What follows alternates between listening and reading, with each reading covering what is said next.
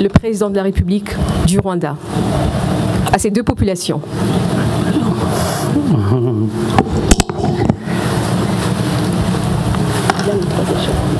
Monsieur le Président, vraiment, je vous remercie for allowing me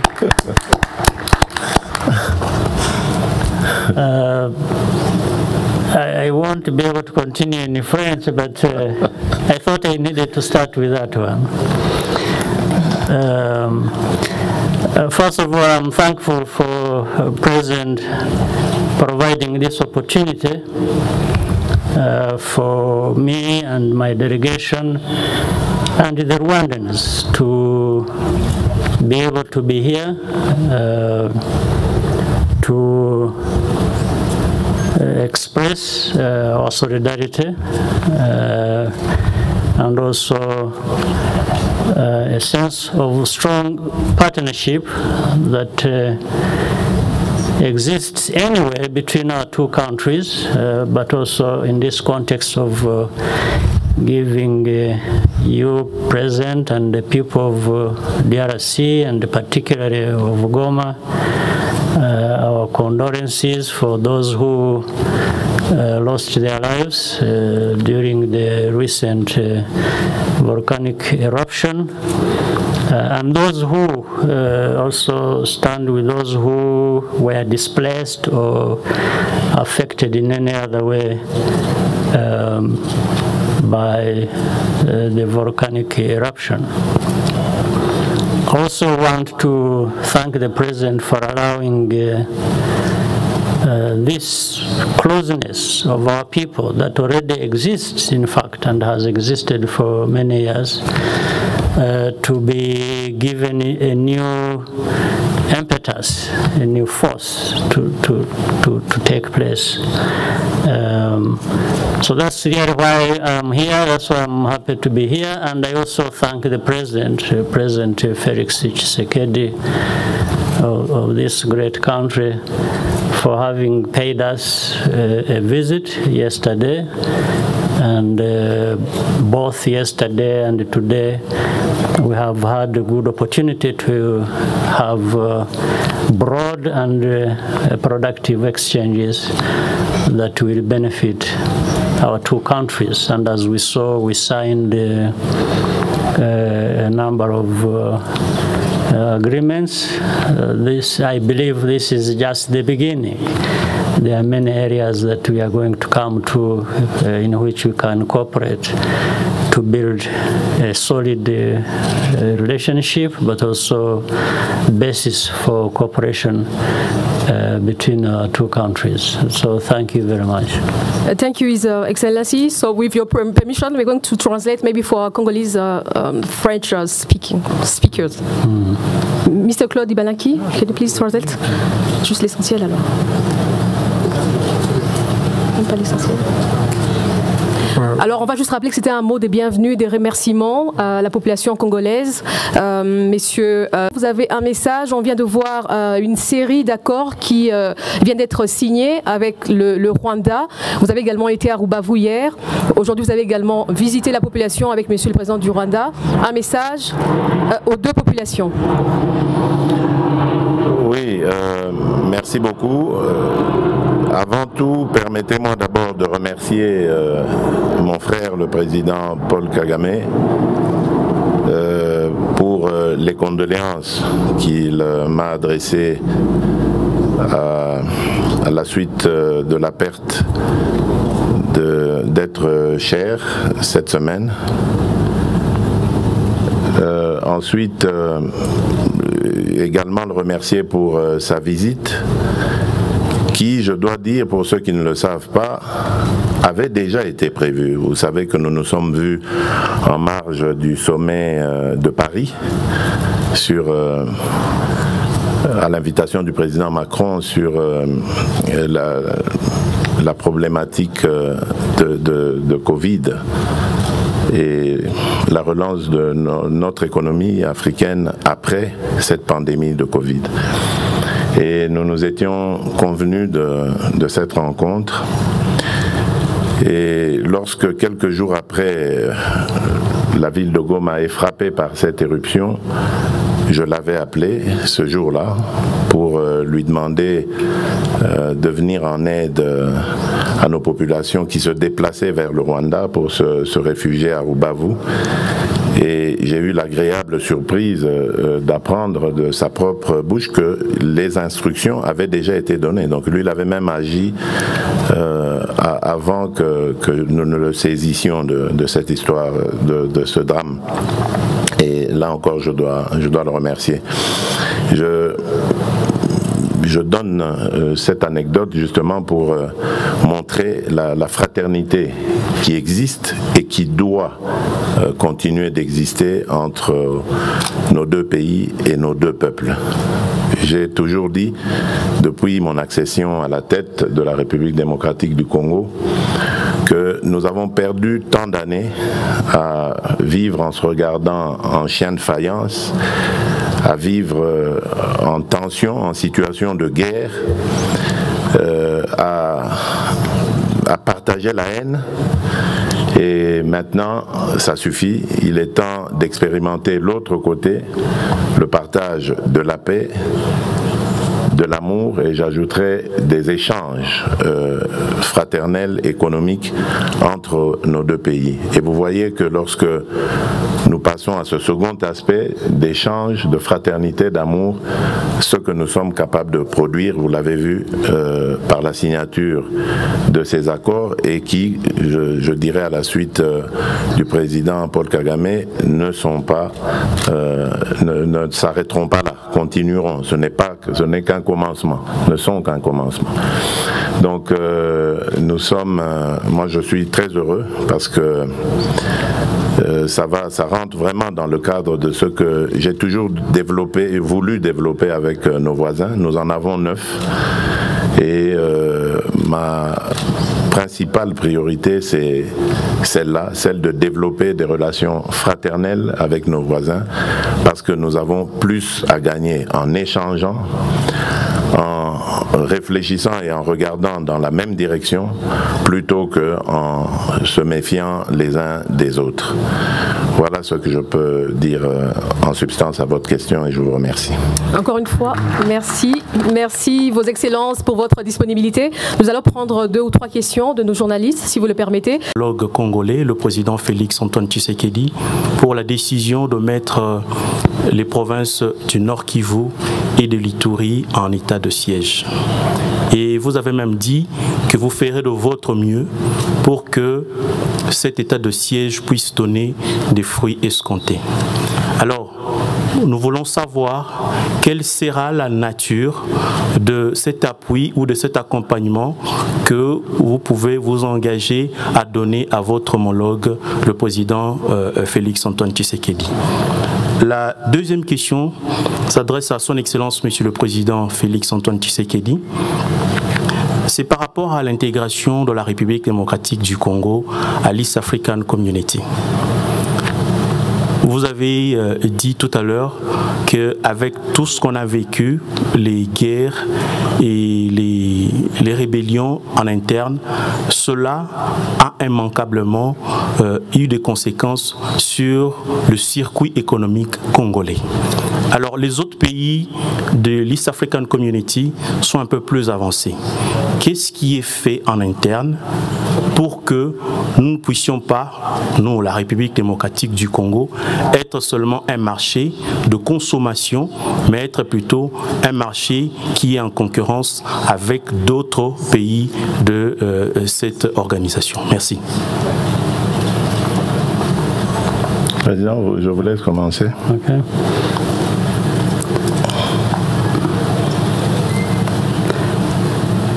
You want me to start? Oui, allez-y. First of all, to the question, which is very pertinent and has been, what we see today, first, President Tshisekedi put a sense of urgency to the problem of security and instability that have been going on for many years. The sense of urgency is to be seen in, therefore, that action which you referred to of having a state of emergency in the region that has been affected, not only just recently, but for a long time in the past. A state of emergency really in itself is a message that this is a serious matter that has to be dealt with. And I think he did right to do that. So you're also right that it is not just about declaring a sense of emergency. It has to be followed by a number of actions that therefore are aimed at dealing with the problem itself. I will come to that. But before I do, let me say that the lack of security and peace and the instability that have characterized either this part of DRC or our own country, Rwanda, in its history, and continuing to grapple with making sure that we come to create stability in our own country. And you cannot have stability in your own country if a neighboring country, a brotherly country, doesn't have stability. But both of us agree, President Tshisekedi and myself, that lack of security and peace and instability cannot be things that are going to be permanent in both of our countries. Neither should this be a situation that we come to get used to and live with as a normal way of living our lives. So something must be done. And it starts with what the President decided, and also what is going to be the follow-on actions that I am sure have already started, of actually dealing with the root causes of this instability, dealing with the groups that cause instability in this region.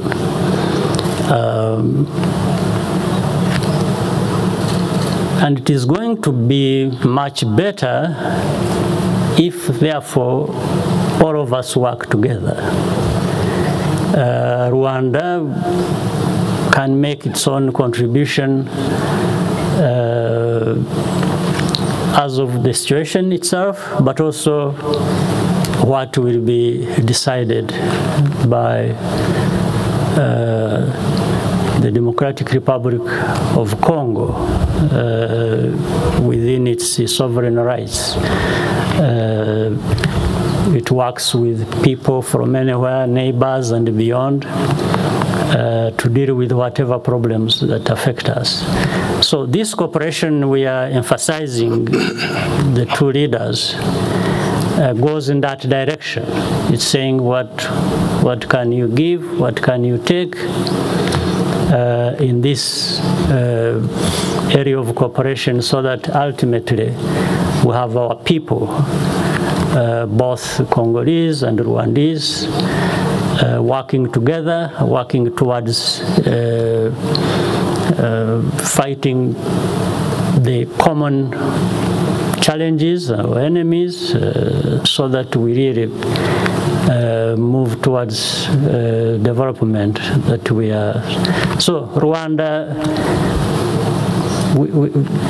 is ready to provide or to associate ourselves with DRC in whatever form within our means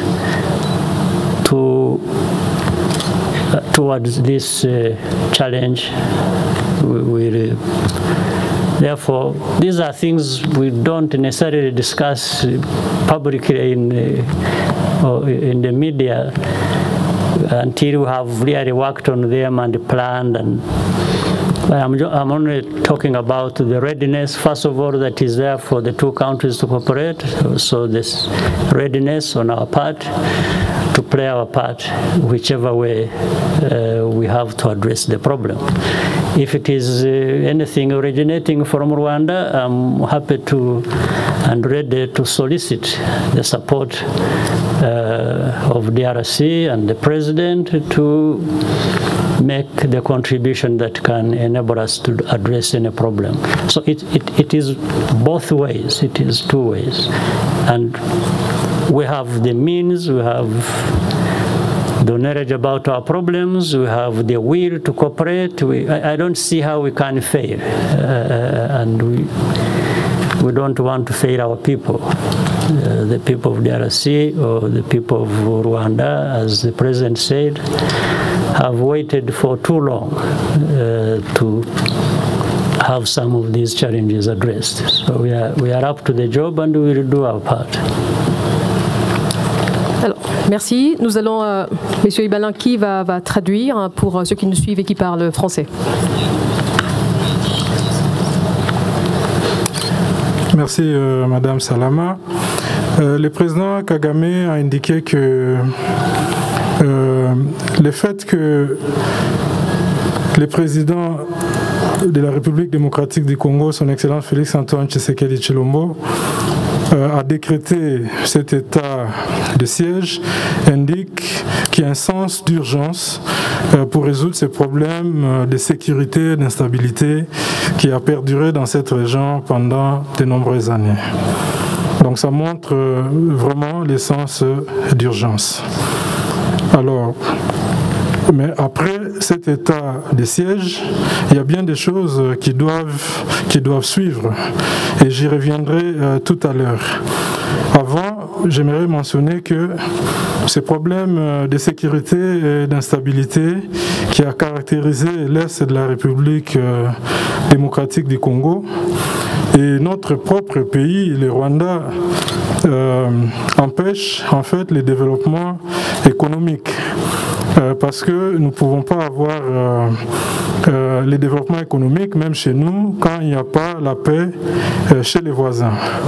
Donc le président Tshisekedi et moi-même, nous sommes d'accord que cet état des choses ne peut pas continuer et que nous devons passer à autre chose, notamment le développement économique que nous ne pouvons pas avoir sans qu'il y ait la paix et la stabilité dans notre région.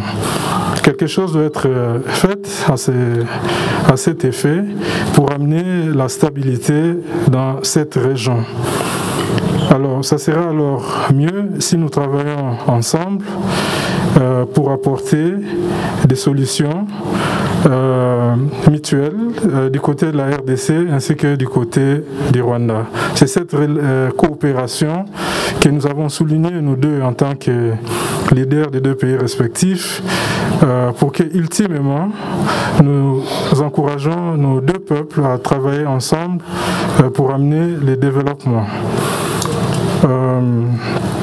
En ce qui concerne le Rwanda, nous sommes prêts à apporter une assistance de n'importe quelle nature, de n'importe quelle forme, à la limite de nos moyens pour aider la République démocratique du Congo.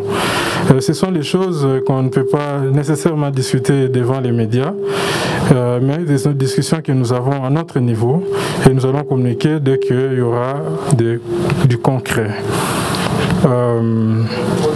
Donc voilà, madame, ça c'est un peu en résumé ce que son Excellence le Président Kagame a dit. Merci, Monsieur Ibalanki. Thank you so much, His Excellency. Merci. Moi, je dirais que la question qu'il faudrait se poser, c'est plutôt le contraire.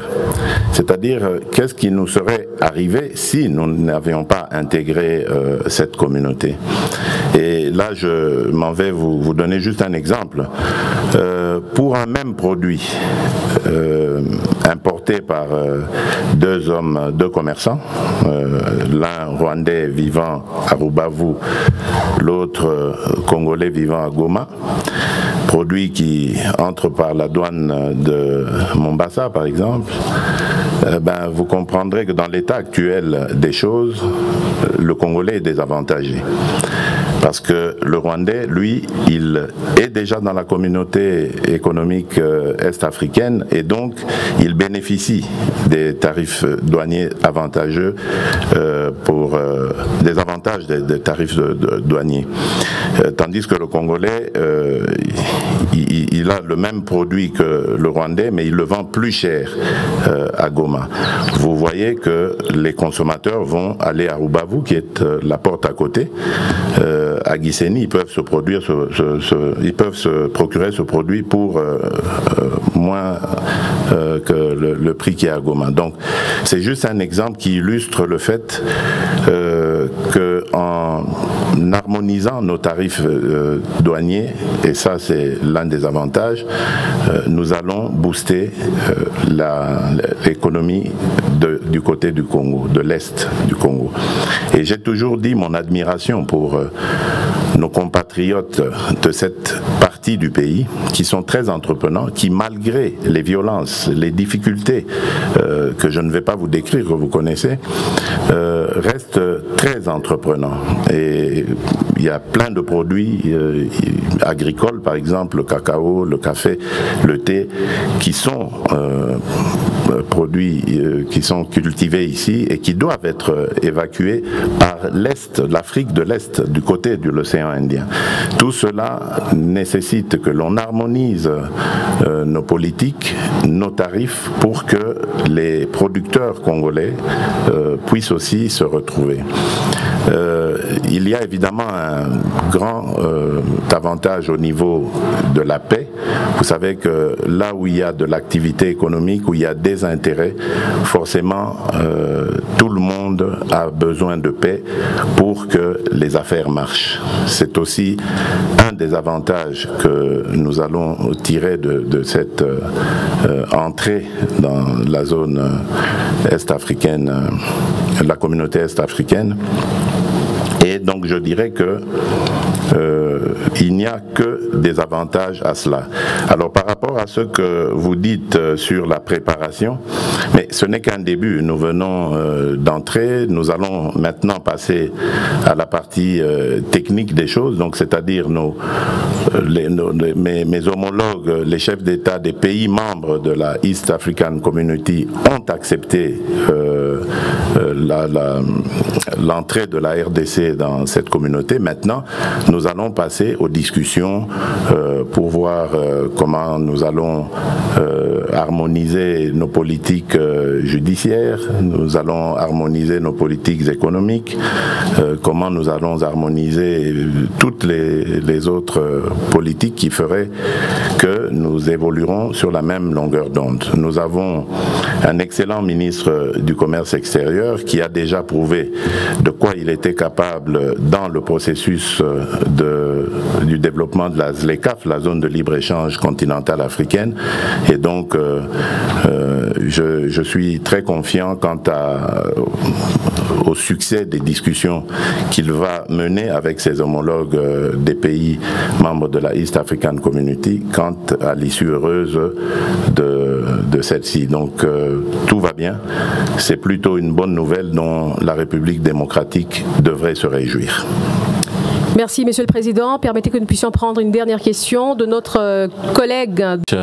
Your Excellencies, I'm Edi Sabiti from Rwanda Broadcasting Agency.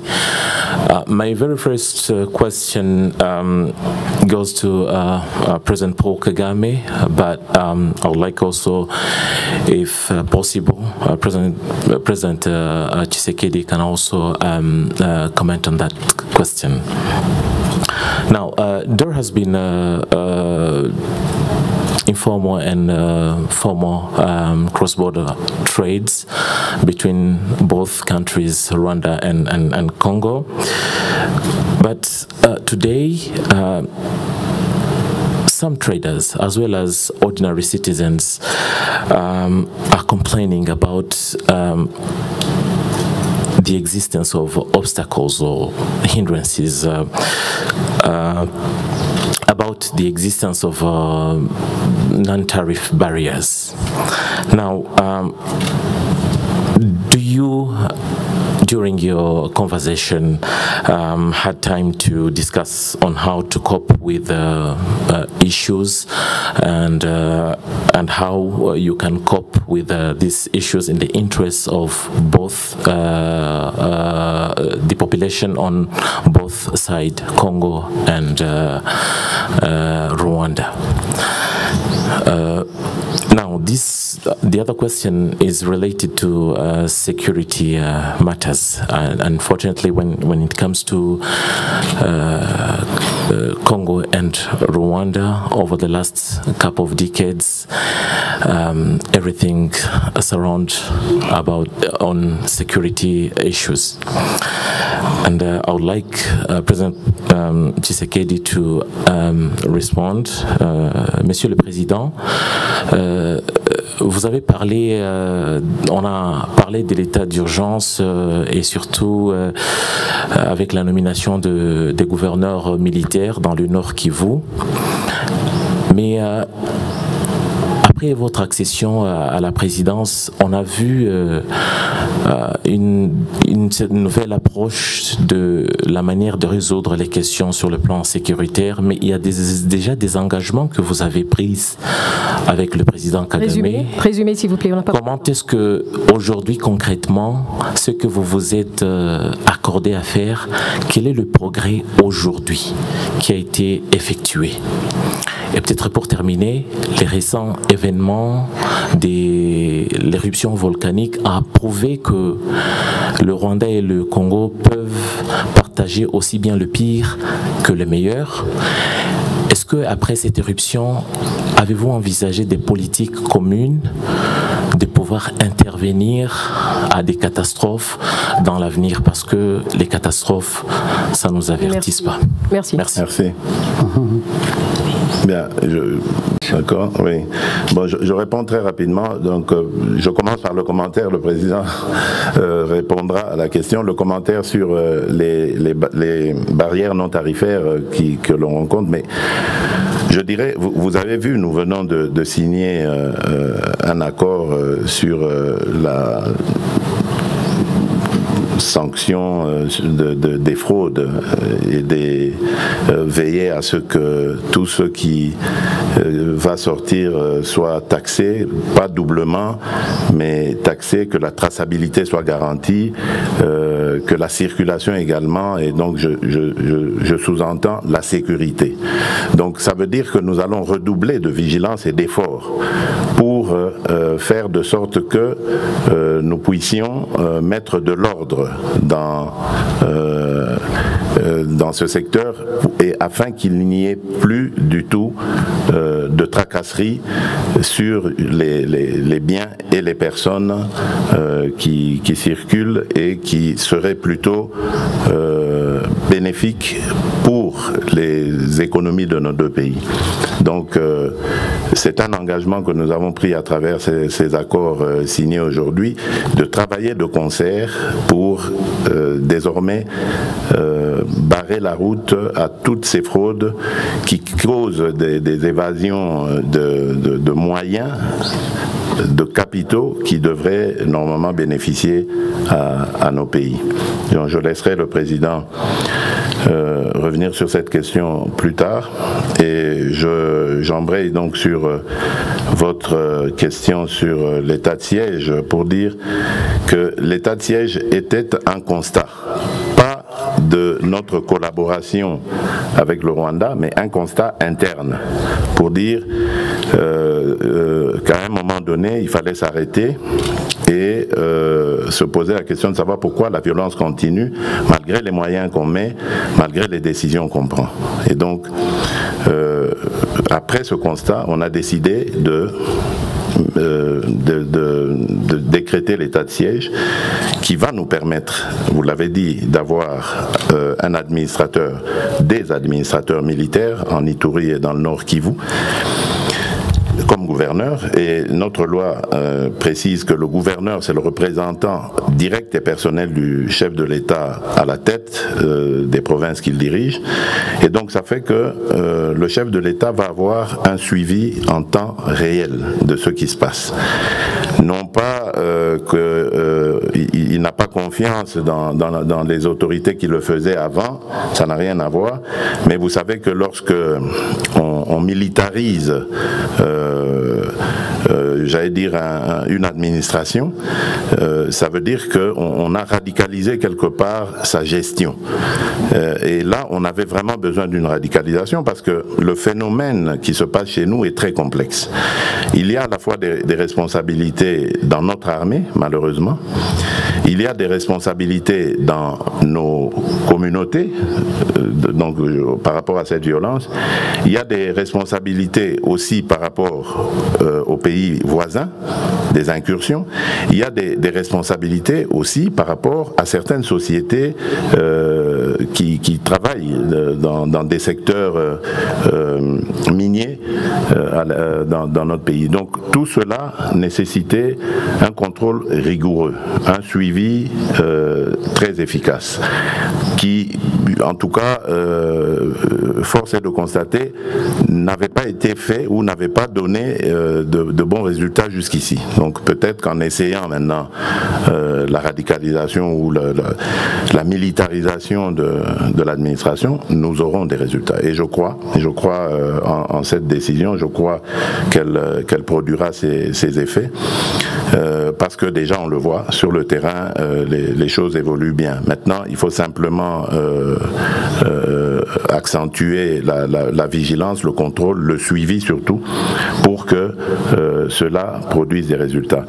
Et c'est pour ça que je vous disais tout à l'heure, ça n'a rien à voir avec la coopération, comme vous l'avez évoqué ici avec le Rwanda, avec qui, depuis mon accession à la tête de la République démocratique du Congo, nous nous entendons très bien. Nos services collaborent dans tous les domaines, l'armée, les renseignements, tant militaires que civils, la politique aussi, à ce niveau il y a des échanges. Donc tout est fait de sorte que il y ait de l'harmonie et le même point de vue par rapport aux obstacles qui nous empêchent de coopérer normalement. Le président l'a soulevé ici, nous avons les mêmes objectifs, c'est-à-dire de revenir à la paix, et nous avons les mêmes obstacles à cette paix, donc il faut unir nos efforts pour éradiquer ces obstacles et surtout pour protéger nos populations. Ça, c'est la première des préoccupations chez moi. Il faut mettre fin à ces violences, à ces crimes continus et cruels sur des populations innocentes qui ne demandent qu'à vivre en paix et à vaquer à leurs occupations. Voilà. Monsieur le Président. Thank you, President, and let me just take off from where you ended. It's not enough just for having or to have good leaders. President Tshisekedi and myself ready to do our part and lead our countries in the right direction. That happens also on the basis of our own people. I think the ordinary people, the people of DRC or Rwanda, should never look at themselves as just bystanders who are affected by one thing or another and they follow. No, they are actually participants. And as we speak today, I hope the people of Rwanda and the people of DRC are also listening and trying to identify their role in making sure that moving in this direction that is meaningful to them actually happens by being good participants. I mean, so that quickly leads me to the question that was directly put to me, which was about non-tariff barriers and so on and so forth. Well, I started by saying or talking about the formal, informal sector. What we want to see and what we would wish to see is increasing, expanding formal sector. While that is the case, you don't go against the informal sector. What you do, what we need to do, is to help the informal sector move and formalize their businesses. We need to work with them, support them, and so that we see more of the formal sector in operation than the informal sector. That is possible. But it is possible, again, dependent on many things that need to happen, not only in terms of the good leaders at different levels, but also the ordinary people who are affected by this, but who should also participate in this. And the non-tariff barriers are things that through cooperation, through this interaction and being responsible, even as ordinary citizens, we can also address. We can put good laws in place. We can put the right infrastructure in place. We can, but at the same time, the practice is where things maybe go wrong. And therefore, through working together and nudging each other, pushing each other, even at different levels, so that people try to do what is right, I think we are the ones to succeed. This is different from where populations of either side might start. When you look at the other side, if you are a person and look at another person, and the only thing you see is a problem or a danger to you, instead of saying there is something good in that person, we can work together, then it becomes problematic. Even if you have good laws or anything, but if you have bad politics or bad attitude of seeing everything negatively, or then there is a problem. So the moment we lower this level of where we are, I think the President alluded to it in his earlier remarks, which was accurate. We can't keep this mistrust going on. Because it feeds this insecurity, it feeds all kinds of bad things, and we cannot succeed even in these socio-economic efforts we are trying to put in place to address our problems. So non-tariff barriers, in fact, again, the President mentioned it. One way of addressing it is getting rid of these security problems, looking at accountability levels, especially of leaders, and then allowing people to cooperate, to work together, do business. And the President, having mentioned, for example, and explained the need to be together in the East African community, it helps. Why should indeed a trader in Igoma, find it very expensive or very difficult to access certain things that are accessed in the neighboring country because they are a member of an organization and the DRC is not?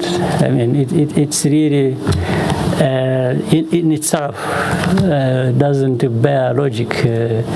So these are things we need to address holistically. There are many things and different layers through which we have to. But once there is good politics, everything will happen. politics of caring for each other, of trusting each other. And where there are wrong things, then we get together and address them and say, no, this is not good for anyone. It's not good for me. It's not good for you. What is the cause? Who are the ones responsible? Then we fix that. I think it's always going to be possible. Thank you, Mr. President. Monsieur Balanki, pour un petit résumé.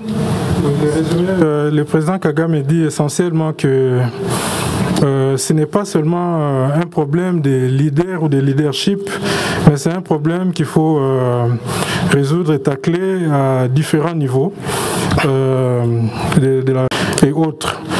En ce qui concerne le secteur formel et informel, il a indiqué que il ne suffit pas de se débarrasser du secteur informel, mais voir comment transformer ce secteur informel et le formaliser, les rendre un peu plus formels. Donc on a besoin de bons leaders à tous les niveaux. On peut avoir de bonnes routes, tout ce qu'on veut, tout est bon, mais si on n'a pas de bonnes attitudes, de bonnes pratiques, de bonnes politiques, en fait, rien ne va marcher. Alors ce que le président Kagame essaie de dire, c'est que c'est un travail à faire à différents niveaux, du top jusqu'aux citoyens, et puis en fait aussi encourager les échanges et la coopération entre les deux pays et les deux peuples. Merci beaucoup. Alors, messieurs de la presse, on s'excuse pour toutes les questions qui n'ont pas été prises. Voilà, comme vous le savez, le président Paul Kagame doit retourner à l'instant au Rwanda. Il doit retraverser la frontière. On aura d'autres occasions avec le président de la République démocratique du Congo qui est encore ici avec nous, avec vous, à Goma. Monsieur le président Paul Kagame, encore une fois, merci pour votre visite en RDC. Bon retour chez vous au Rwanda. Merci pour votre disponibilité. Monsieur le président de la République démocratique du Congo, merci également de vous être prêté à ce jeu de questions-réponses. Merci.